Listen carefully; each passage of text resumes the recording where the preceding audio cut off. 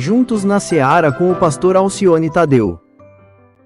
Para nos ajudar e para travar as nossas batalhas. E o povo ganhou confiança com o que disse Ezequias, rei de Judá. Com ele está somente o poder humano, mas conosco está o Senhor, o nosso Deus, para nos ajudar e para travar as nossas batalhas. Senaqueribe, nesses dias, cercou nossa cidade de Newark. Vou repetir. Senaqueribe cercou a nossa cidade de Newark.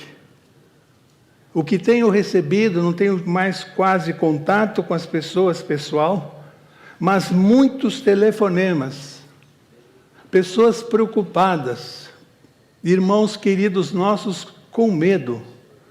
Somos 32 irmãos em nossa igreja, lidando, trabalhando, pensando nessa questão da imigração aqui nos Estados Unidos nesses dias.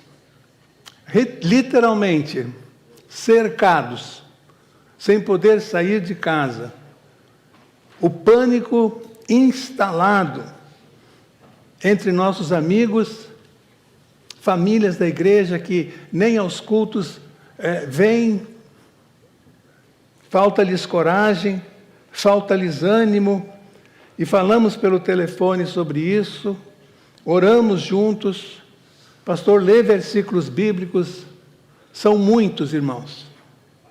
Em conversa com 2 comerciantes esta semana, um deles, com um comércio direcionado aos imigrantes, me disse, pastor, nunca aconteceu isso.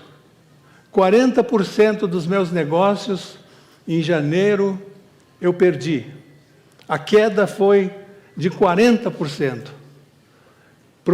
Conversando com outro comerciante, fui até onde ele estava, no seu comércio, e ele me disse, pastor, nesse mês de janeiro, 15% das entradas, das vendas do meu negócio se perderam. E a previsão, se continuar assim, é que até o final de fevereiro tenha 35% menos de negócios aqui no meu comércio. Meus irmãos, um Senaqueribe moderno, questão da imigração, cercou nossa cidade. Exatamente como acontece aqui nesse texto. O rei Senaqueribe cercou Judá. O rei é Ezequias, o melhor rei que Judá teve. Reinou por 29 anos. Realizou profunda reforma religiosa. Levou o povo de volta a cultuar a Deus. Fez uma reforma no templo. Convocou o povo para inaugurar a reforma no templo, celebrando uma grande festa da Páscoa. Quase no final de sua vida, Ezequias recebeu a notícia, através do profeta Isaías, que ele estava doente, ficaria doente e iria morrer. Ezequias vai para o seu quarto, coloca o seu rosto no chão, chora, clama, suplica. Isaías tinha saído há pouco do palácio. Deus diz para Isaías, lá na estrada já, volta lá no palácio. Diz para Ezequias que eu ouvi a oração dele e ele vai viver mais 15 anos. Mais 15 anos de presente. Meus irmãos, então, em resumo, a história deste que foi o melhor rei de Israel. Aqui nesse texto, ele recebe uma péssima notícia. Senaqueribe, rei da Assíria, havia cercado Jerusalém. Uma péssima notícia para aqueles dias. Ezequias, Judá, pagavam altos impostos a Senaqueribe, resolveram não pagar mais os impostos, não estavam conseguindo, uma questão política, e então Senaqueribe vem para saquear a cidade de Jerusalém. Uma péssima notícia. E o que faz o rei Ezequias diante deste cerco de sua cidade? Diante desse perigo iminente? Senaqueribe havia vencido todos os povos da região. Senaqueribe dominava toda a região conhecida naquela época. Agora só faltava Judá. E ele então pega todo o seu exército e segue para Jerusalém. O que faz o rei Ezequias ao receber essa péssima notícia? Diz o texto bíblico no versículo 3, que ele reuniu conselheiros para consultá-los, para conversarem sobre o que fazer. Provérbios capítulo 15, no versículo 22, a palavra de Deus diz que os planos fracassam por falta de conselho, mas são bem-sucedidos quando há muitos conselheiros. Nós temos uma dificuldade muito grande de consultar conselheiros, consultar pessoas que possam nos ajudar num momento de dificuldade. Meu irmão, nesse momento é a oportunidade de nós nos unirmos, juntarmos forças, nos aconselhar, ouvir uns aos outros, nos ajudar. Eu estava lendo sobre troca de experiências, sobre comunhão na igreja. E o autor daquele livro dizia que a minha experiência é como a minha roupa. Ela pode servir a um irmão, como pode não servir. Mas não custa eu compartilhar. Esse irmão pode adaptar aquela minha experiência àquilo que ele está passando e vencer, superar aquele problema. Eu até penso, irmãos, que nós oramos pouco agradecendo quando a pandemia nos abateu. Como Deus cuidou de nós. Alguns de nós fomos acometidos pelo Covid. Muitos. Mas Deus preservou a vida. Deus cuidou de nós. Porque Deus tem um plano ainda para a nossa vida. E se Deus permitiu você chegar até aqui, chegar a esse país, a obra que Deus tem para fazer na sua vida ainda não está completa. Deus tem algo para fazer na sua vida. Creia nisso, e especialmente esses 33 irmãos que estão com seus corações pesados. E os demais, nossa igreja, pastor, estaremos orando por esses irmãos. Ezequias consulta e recebe, então, eles têm um consenso, mandar fechar as fontes de água que abasteciam o inimigo. Tomou as providências. E o que nós aprendemos com isso? Busca conselho, fecha as fontes de água. Que lição é para nós? Qual a lição, irmãos? Aquilo que estiver ao nosso alcance, nós vamos fazer. E o resto nós vamos deixar nas mãos de Deus. Vamos crer que Deus está olhando para nós. E quando todos estão nervosos, quando todos estão apavorados, Ezequias diz no verso 7, pois conosco está um poder maior do que está com ele. Maior do que está com ele. E quando eu meditei nesse texto, eu me lembrei de Jesus. Quando ele ia buscar nas madrugadas, no jardim do Éden, a unção, o poder do Pai para viver aqui neste mundo. Quando você lê os evangelhos, você vai ver várias vezes, até fica um desafio, para você ver quantas vezes os 4 evangelhos dizem, e ausentou-se Jesus do meio deles, porque tramavam matá-lo. Constantemente vivia em fuga, com medo. Os romanos eram Senaqueribe naquela época, os romanos. Então, ele ia para o Getsemane, buscar a orientação do Pai, orar ao Pai, para que o Pai o orientasse.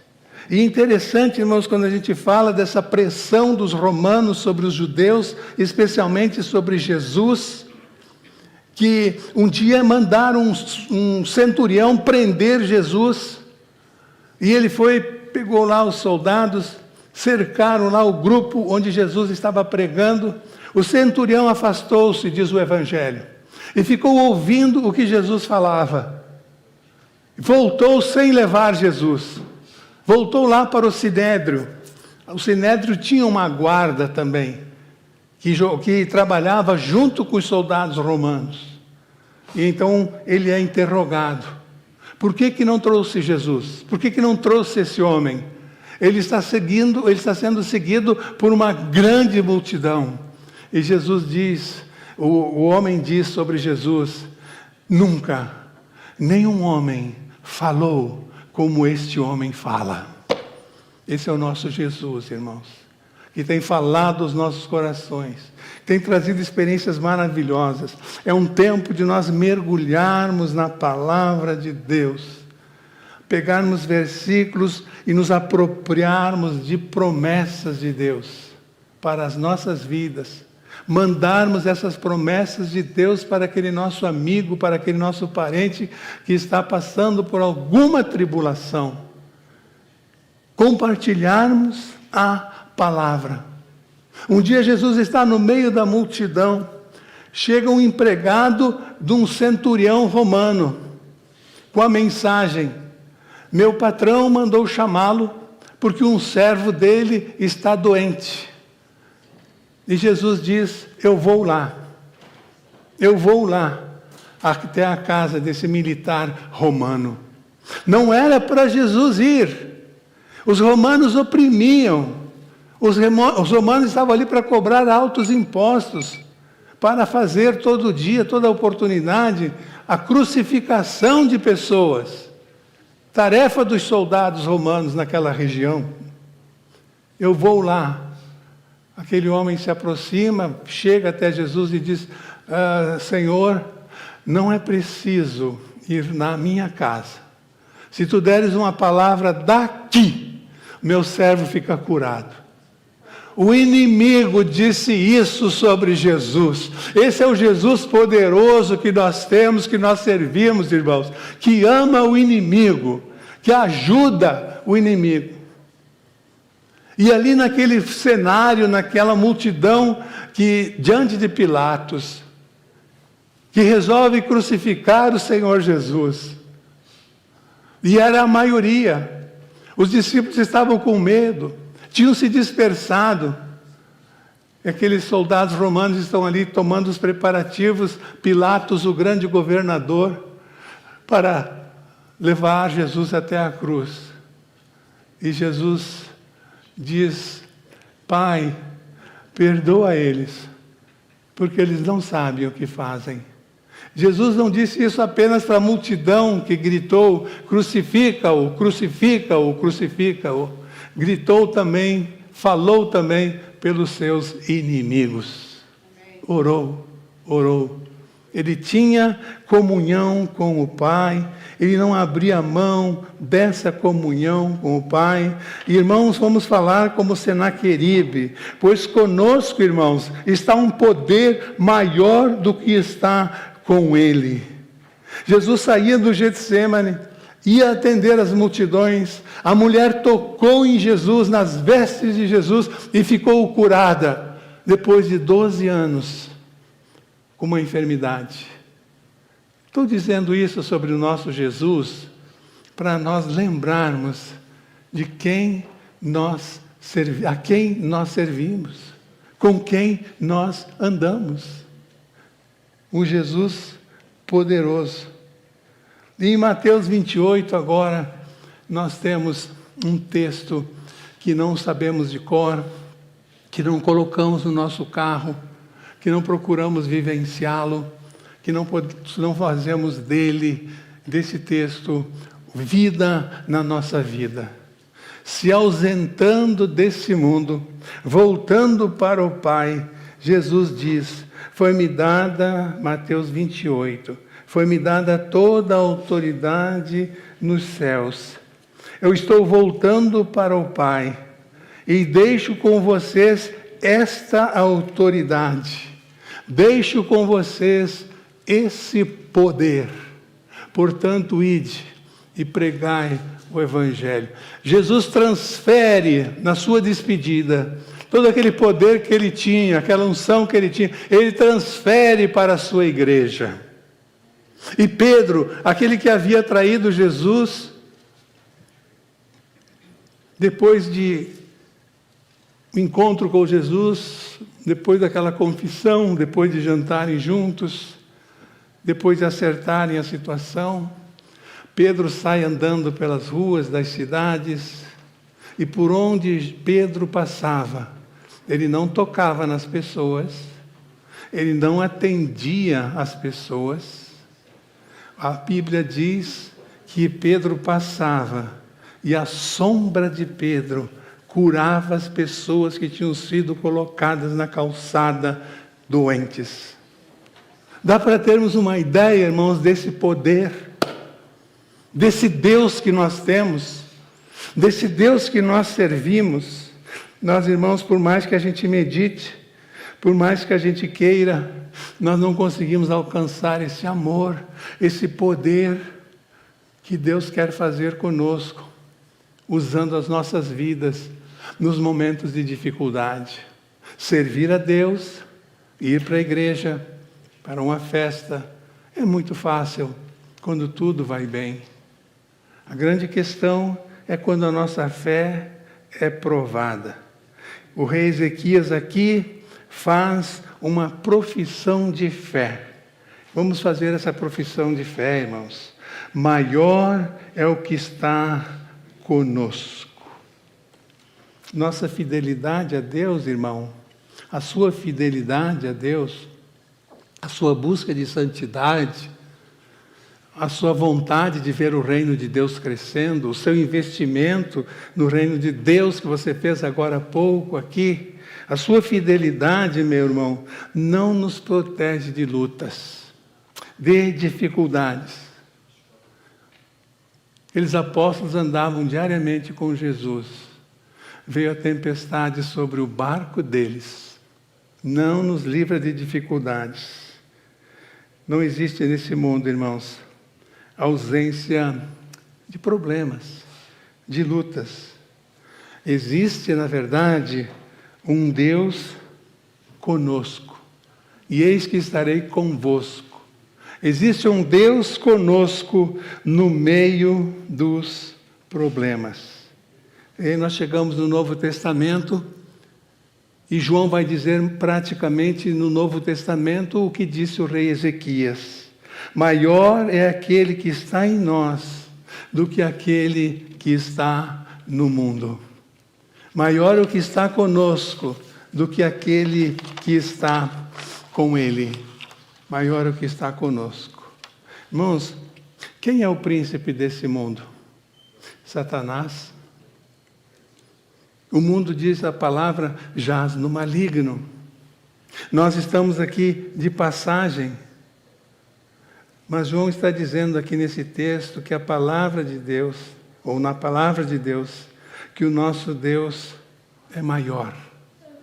Meus irmãos, na verdade, todo o poder que Satanás diz ter, pertence a Deus. É Deus quem tem. Todo o poder é me dado nos céus e na terra, para nos ajudar a travar as nossas batalhas. Qual é a sua batalha, meu irmão, nesses dias? Qual é o seu medo? Qual é a sua preocupação? Qual é o assunto que você ouve lá no trabalho? Qual é o assunto que os seus funcionários falam com você todo dia? Qual é o assunto? Qual é o assunto? Qual é a sua batalha?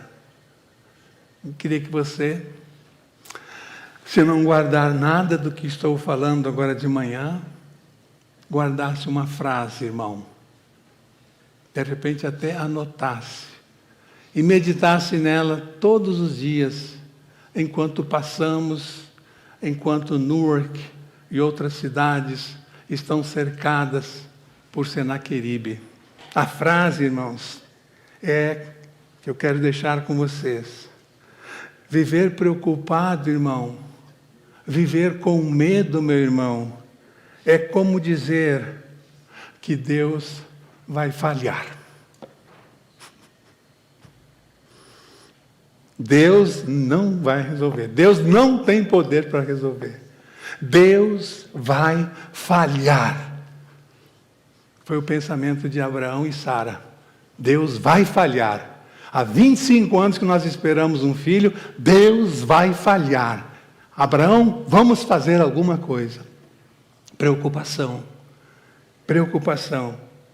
Então nós dizemos, Deus vai falhar e eu vou ter que segurar essa carga, esse problema, essa opressão sozinho. Nós sabemos que o nosso Deus não falha. Versículo 8 diz que o povo ganhou confiança. E o povo descansou nas palavras de Ezequias. Meus irmãos, como nós estamos precisando de autoridades, pessoas com autoridade como o rei Ezequias. Em outras palavras, ele recitou, a palavra diz para nós hoje de manhã, Salmo 37, 5, entrega o teu caminho ao Senhor, confia nele e ele tudo fará. Irmãos, como é boa uma palavra certa, que atinge o nosso coração, que atinge o coração do nosso vizinho, que atinge o coração do nosso parente, uma palavra que conforta, uma palavra que anima, uma palavra que dá esperança. Essa deve ser a palavra do crente nesses dias. E o povo ganhou confiança e descansou nas palavras de Ezequias. Entrega o teu caminho ao Senhor. O rei Ezequias acabou com toda a feitiçaria que havia em Judá. E agora vamos todos para o templo adorar o Deus vivo.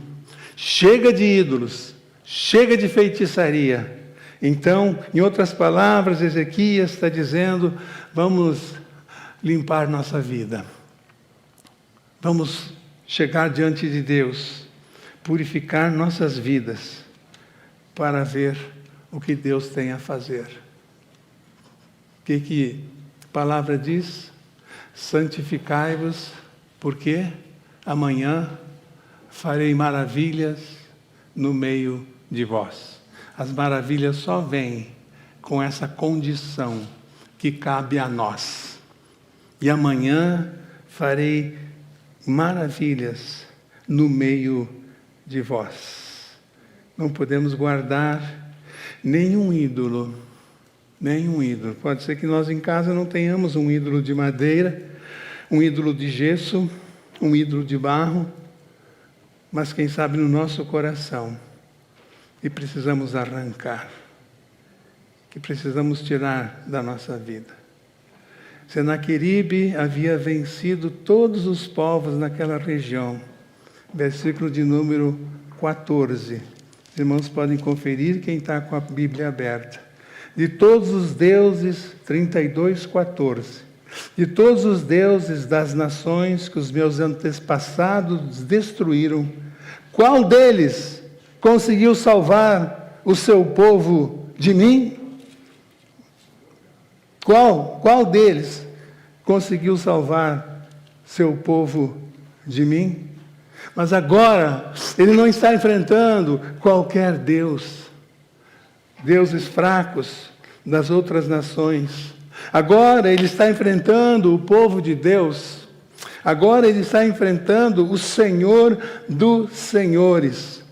Exatamente como o faraó no Egito, Senaqueribe se considerava um Deus vencedor, que dominava todas as nações. E ele duvida, nas suas palavras, de que Deus poderia livrar Judá. A pressão é muito grande, gritos, desafios, e Senaqueribe destina homens para falar na língua dos judeus, para amedrontá-los muito mais.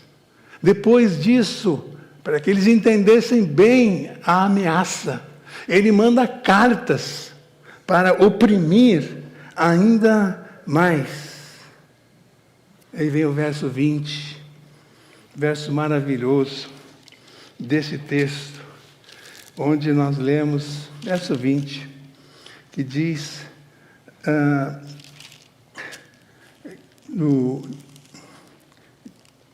por tudo isso, o rei Ezequias e o profeta Isaías, filho de Amós, clamaram o quê, irmãos? Em oração aos céus. Só dois homens resolveram orar. Ezequias e Isaías. Detalhe que Ezequias não convocou o povo todo para orar. Só ele e o profeta resolveram buscar ao Senhor. Toda a vitória,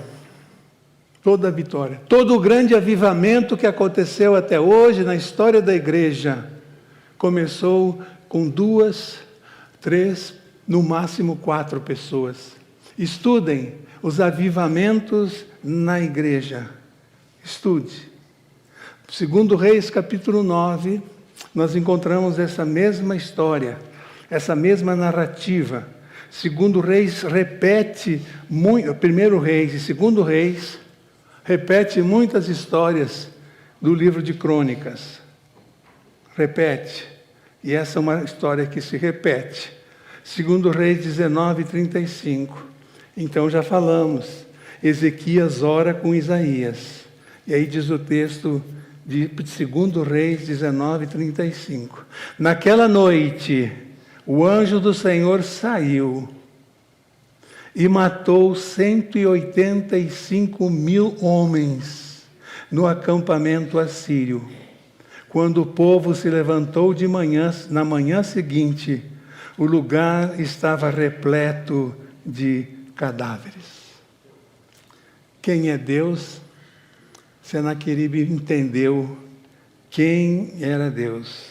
E nós lemos no Salmo 34, verso 7, que o anjo do Senhor acampa-se ao redor dos que o temem e os livra. Os anjos lutaram, não precisou Judá se envolver na batalha. A batalha era com Deus e Senaqueribe. Meu irmão, 185.000 soldados, mas o nosso Deus é maior. É maior do que um exército de 185 soldados. E então aqui Senaqueribe sabe, aprende, entende quem era Deus. E termino repetindo para que você guarde no seu coração nesses dias. Transmita isso a outros. Compartilhe isso com outros. Viver preocupado, irmão, é como dizer que Deus vai falhar. Deus não vai dar conta. Deus vai falhar. Retire tudo isso do seu coração, porque você tem experiências na sua vida e você sabe que o nosso Deus não falha. Na hora certa, Ele intervém, Ele ajuda, Ele abençoa. É a hora de nós colocarmos em prática a palavra de Deus. Que Deus nos ajude, que Que Deus os abençoe. Vamos orar. Nosso Deus e Pai, obrigado pela Tua palavra que faz tão bem ao nosso coração, que nos anima, que nos ajuda quando estamos cercados por tantos tipos de inimigos. Às vezes, ó Deus, até mesmo dentro da nossa casa, dentro da nossa família, que nós possamos falar, ó Deus, como Ezequias: Deus que está conosco é maior. E sejam quantos forem os inimigos. Para Ezequias foram 185.000. O Senhor assim mesmo deu-lhes a vitória.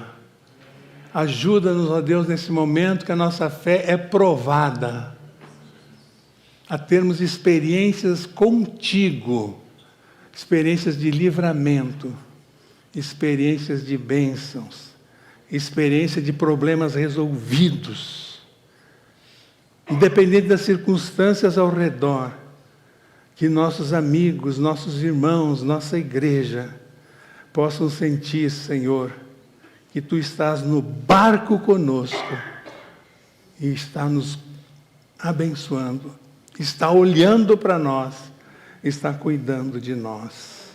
Amém. Amém, Senhor Deus.